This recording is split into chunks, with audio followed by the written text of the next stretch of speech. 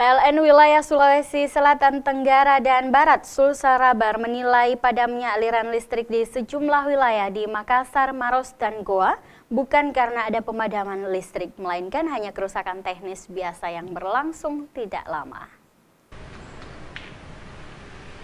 Padamnya aliran listrik di beberapa wilayah di Makassar beberapa waktu lalu menurut Humas PLN wilayah Sulawesi Selatan, Sulawesi Tenggara, dan Barat, Sulsel-Rabar, karena adanya kerusakan teknis biasa, baik yang disebabkan oleh pohon tumbang, layangan, maupun karena trafo.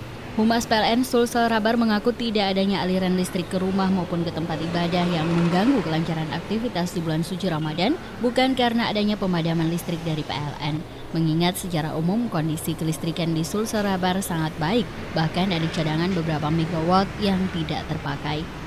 GM PLN wilayah Sulsel-Rabar juga pernah menyampaikan hal yang sama sebelumnya, bahwa PLN menjamin tidak ada pemadaman listrik selama bulan suci Ramadan. Meskipun begitu, kerusakan yang terjadi secara tiba-tiba tidak bisa dihindari. Tapi bahwa ada padam di beberapa tempat, bukan banyak, tapi tempat-tempat tertentu, itu namanya gangguan setempat. Yang seperti yang disampaikan Pak JM, kami sebagian besar gangguan setempat disebabkan oleh pohon. Diketahui sebelum Ramadan PLN menjamin tidak akan terjadi pemadaman. Namun hari pertama Ramadan terjadi pemadaman di Kecamatan Manggala dan sekitarnya, lalu di Kabupaten Goa sekitar Jalan Syekh Yusuf dan beberapa tempat lainnya.